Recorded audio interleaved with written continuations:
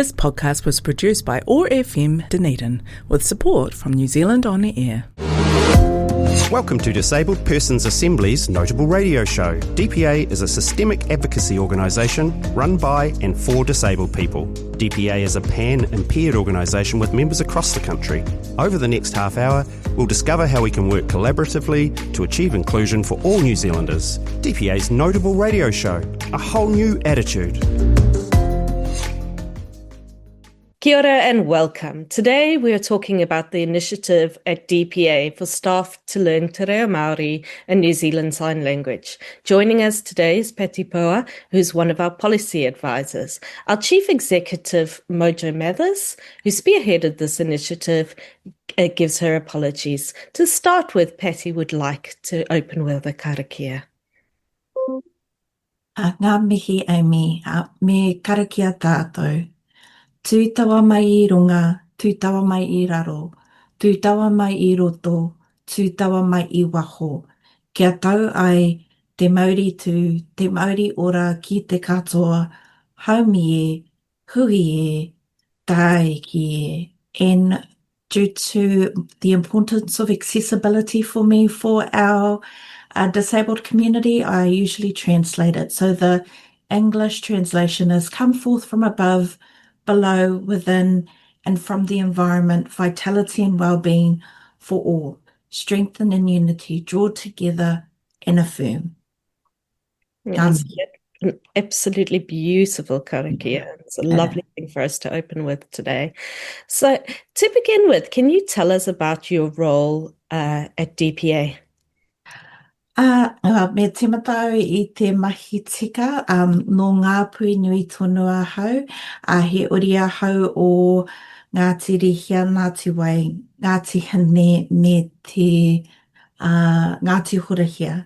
No reira kia ora mai tātou katoa. So I felt I do need to, since you're in the Dunedin area, to recognise that I'm actually Ngāpui from here in Northland and that I connect to the different hapu Ngāti Hine, Ngāti Wai, Ngāti Rihia, and Ngāti Horahia. So felt that I also needed to let people know that where I was from, because I know that the tribe down in South Island is Kaitahu, and I also want to acknowledge that tribe. So I am as Amy mentioned, I'm the DPA policy advisor for the Tamaki Makaurau, Auckland and Tautokoro Northland regions. So my main role is to actually put forward submissions and meet with different organisations in terms of advocating for the rights of all of our disability community, because DPA is pan-impairment and national organisation.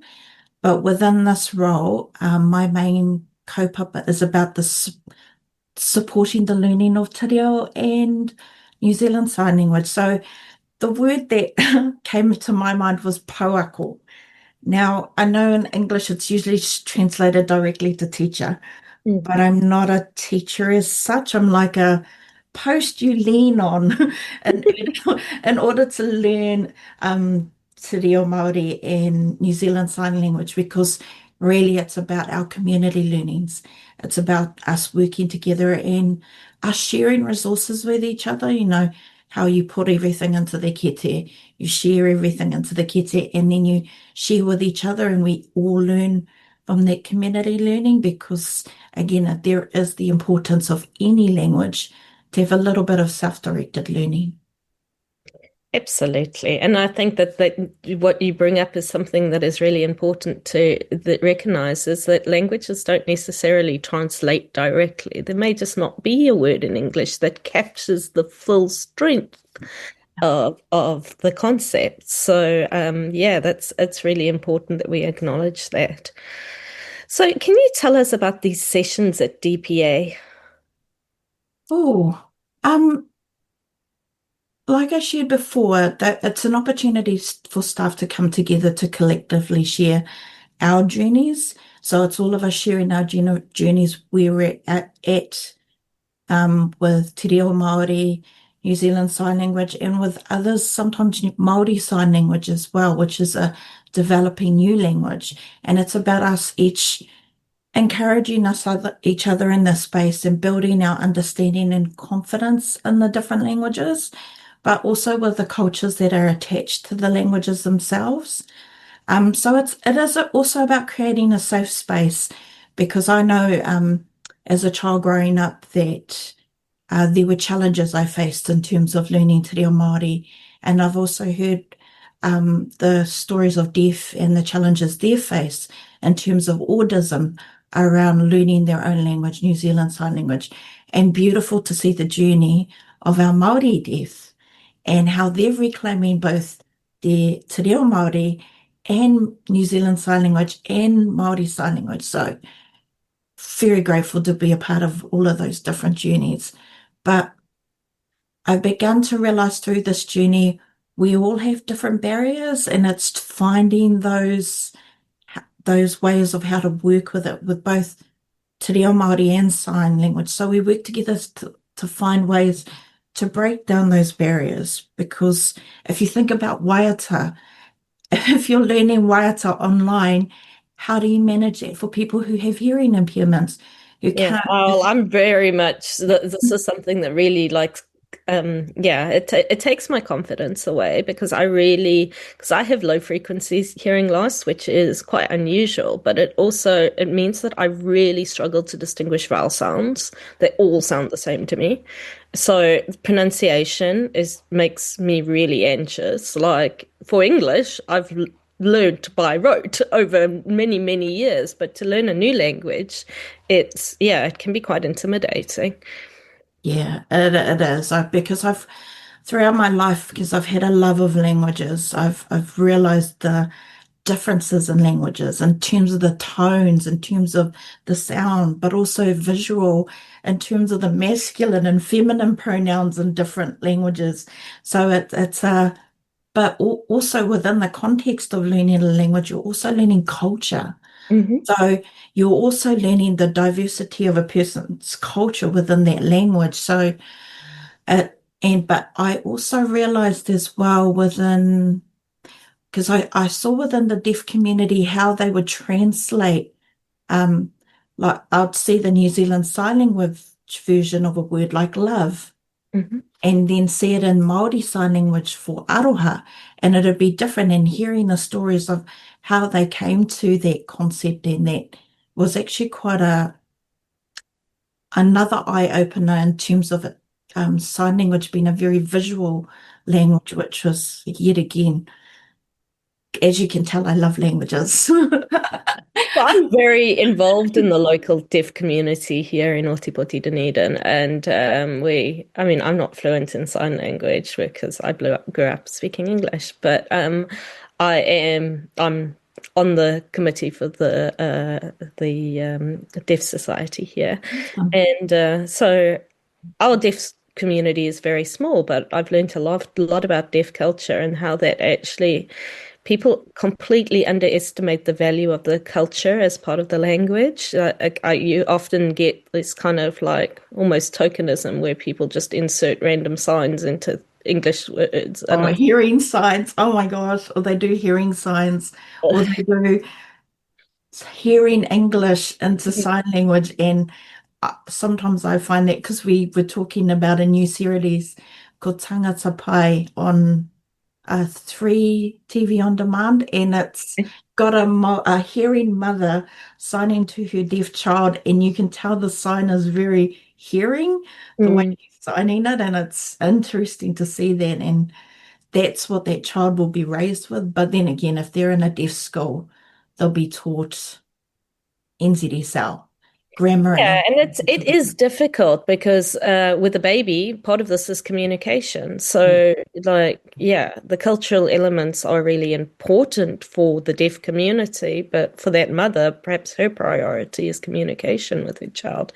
So it's a balance, certainly. yeah. A very interesting conversation. Can you tell us about your own language learning, both in Te Reo Māori and New Zealand Sign Language? Where do you come from with these languages? Because my grandmother was punished for speaking Te Reo, and they were basically monitored anywhere outside of their own homes around speaking Māori. She decided for our own safety not to teach my mother, and my mother chose not to teach us. So we were raised in English. And similar to my father, he was raised in English. And he noticed the difference where the teachers in his school treated him really well because he spoke English. His friends and his other whānau who spoke fluent Te Reo Māori were punished during his generation for speaking Māori. So there was unfortunately, colonization and assimilation tried to wipe out the language. So its impacts meant that when it came to me, I only could speak English. So throughout the years has been almost there's a statement by Ranginui Walker, ka whawhai tonu mātou, the continuous struggle. So we live with that continuous struggle of learning our language, of pulling back what was taken from us. And we still face resistance even now. I heard stories of the blackouts that I never knew about where Māori were trying to secretly teach each other Te Reo Māori and restore it. But I was of a generation, me and my sister, even though we are second language speakers, we endeavour to keep continuously learning our reo. It's so important. But I was sitting in the hospital with our nanny who wasn't well, and one of the mokopunas was sitting there playing cards with me, and we were talking te reo to each other like it was just a normal part of life. And it is beautiful to see the next generation, the kohanga reo generation, who are fluent speakers. And that language revival is just really so important. But as you say, it's just beautiful. And I suppose that's why I have such an admiration for the deaf community. Well, not only because they helped me through my years of depression, because they understood the barriers that we as mental health and disabled face, but also because they said they shared a similar journey of their language and their culture being suppressed. And I heard stories of their hands being tied as children so they couldn't sign. And Māori face very similar levels of abuse in terms of the suppression and oppression of their languages. So, but at the same time, I am very happy my reo is getting a lot better. I can actually sit and understand a lot of what has been said. My written is at a pretty good level, but I've noticed my spoken is starting to improve substantially. So I'm very happy because it's that confidence, because we've been raised in a culture of shame. It's moving that shame aside, being proud of who we are as Māori and speaking our own language. So it's been a journey, and I understand the years of shame I lived with, not being able to speak my own language. And now I'm living in the part of my life where it's also good for my well-being, my mental well-being, that I have restored my language to myself, but see it being invested into the generations following on. So, yeah, good and bad. Like any story, like the disability story, good and bad. And well done for all the effort and time you've put in to revitalize that learning that you missed out on when you were young. So let's talk about language identity and disability. Why is Te Reo Māori so important in the disability space here in Aotearoa? I think I included in a lot of my DPA submissions that tangata whaikaha Māori are tangata whenua. So we have the rights as tangata whenua under Te Tiriti. But also within that, so we have a right to access our own reo, to access our own language, which is again why I fully support a lot of our Māori deaf who are fighting back to get their language, fighting back to being able to be included on their marae.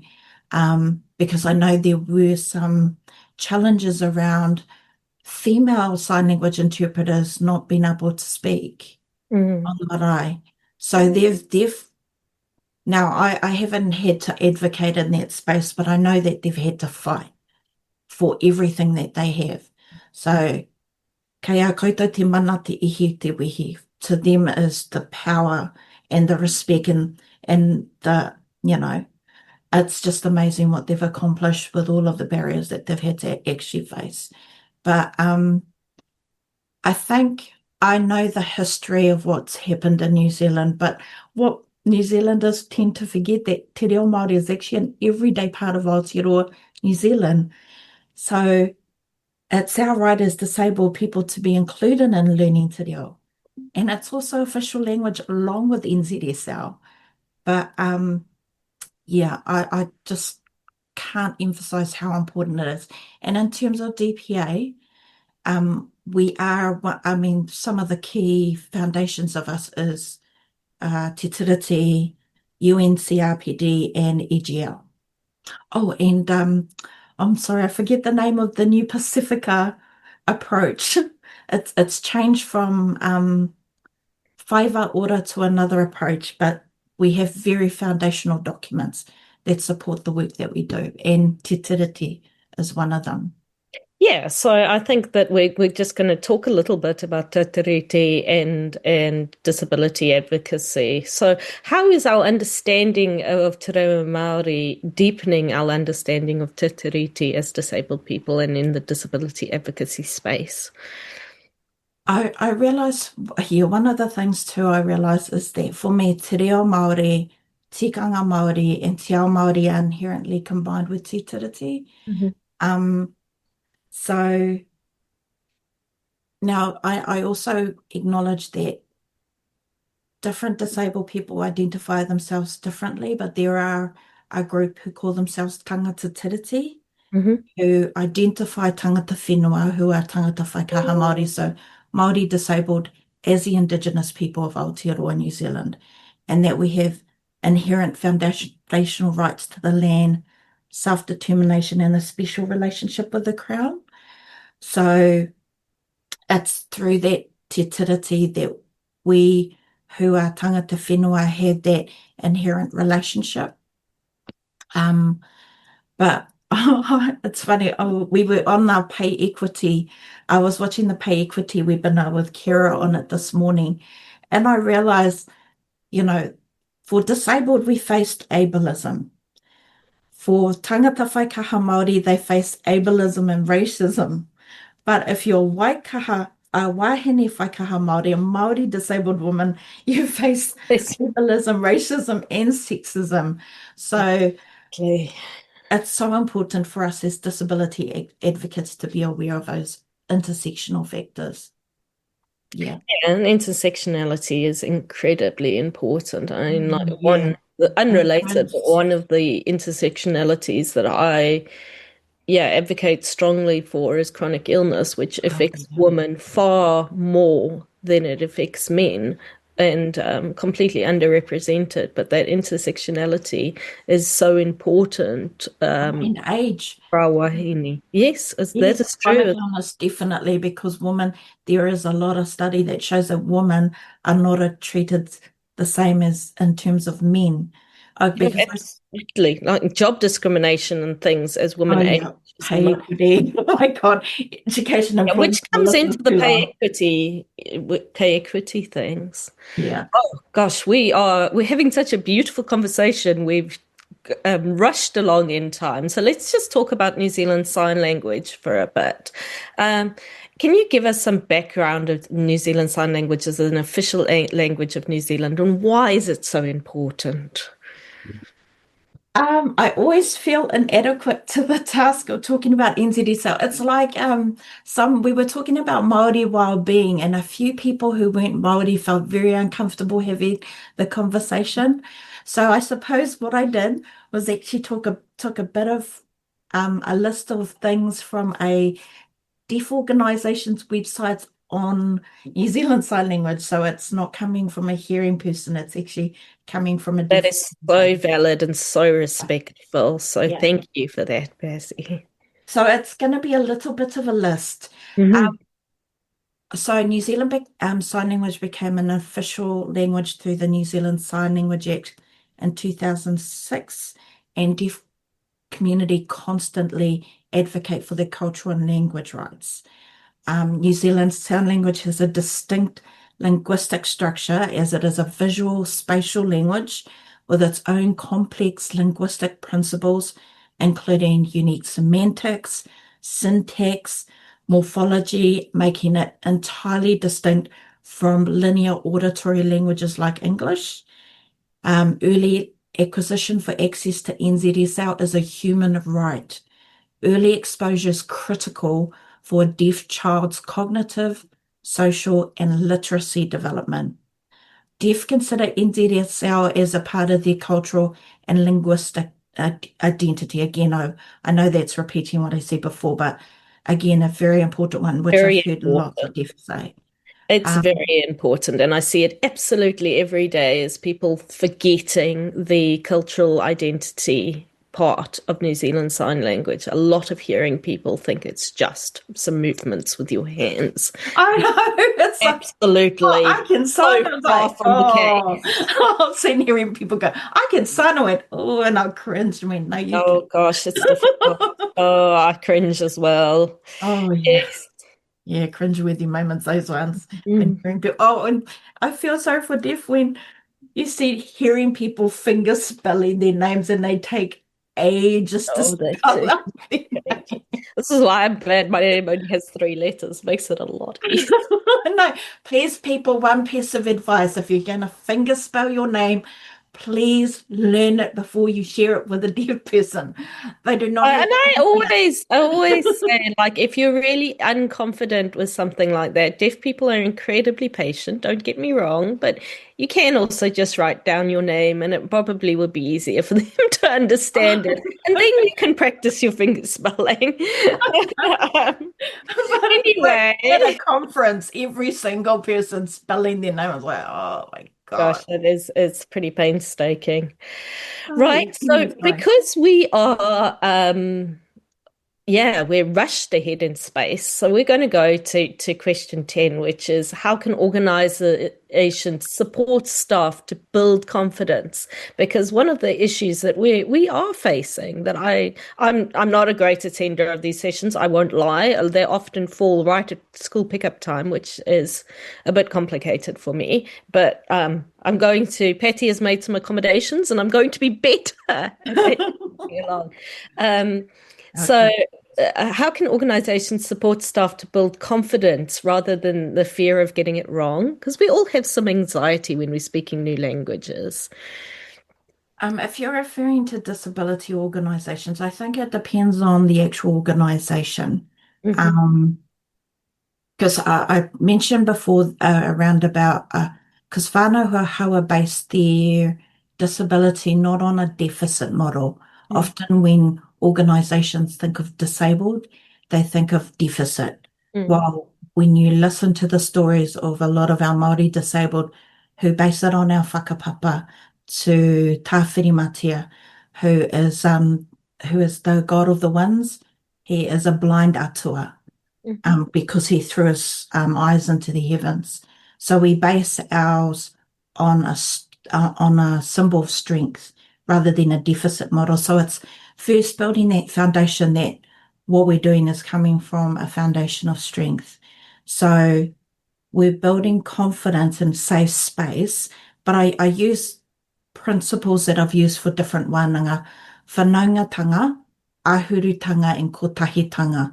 So whanaungatanga is just that relationship building. Ahurutanga is creating that safe space, and kotahitanga, which is that working together. Actually, I learned a new word, common unity versus community, common unity. So, so creating those learning safe spaces, which is safe, and moving together as one. Because I remember someone saying you move at the slowest rate, like when you're going somewhere. I used to get left behind because I was too slow. But I noticed when I would move with Māori and Pacifica whānau, we'd all move as a group, as one, according to the slowest, versus the everyone goes at their own pace. Yeah, so it's working together and safe spaces. Wonderful. Patti, we are out of time for today's kōrero. Thank you very much for being here. I wondered if you had a short karakia that you would like to finish with today. Yes. Ngā mihi I tō kaupapa rongonui. Thank you for your support of this very important purpose. Me enoi tātou. Te whakaeatanga te whakaeatanga tēnei te kaupapa ka ia, tēnei te wānanga ka ia. Te mauri o te kaupapa ka whakamuia, te mauri o te wānanga ka whakamuia, koa ki runga, koa ki raro, haumi e, hui e, tae ki e. It is completed, it is done, we have achieved our purpose, completed our forum. Let the purpose of our gathering rest for now. Let the vitality of our discussions replenish. We depart with fulfilled hearts and minds, bonded in our common goal and unity. Ngā mihi. Thank you, Patti. Disabled Persons Assembly is Aotearoa, New Zealand's first pan-disability national organisation, providing system-level advocacy for all disabled people. Membership is free for individuals. If you'd like to know more, visit our national website at www.dpa.org.nz or contact your local kaituitui or community connector, Amy Taylor, at kaituitui.otipoti@dpa.org.nz. Disabled Persons Assembly, a whole new attitude.